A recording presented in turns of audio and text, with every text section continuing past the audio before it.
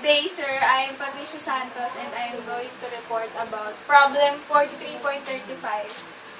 States that a nuclear chemist receives an accidental radiation dose of 5.0 G or GY or D, or whatever. So from slow neutrons, RB is equals to 4.0. So the question is, what does she receive in rad, rem, and joules per kilogram? My solution goes like this.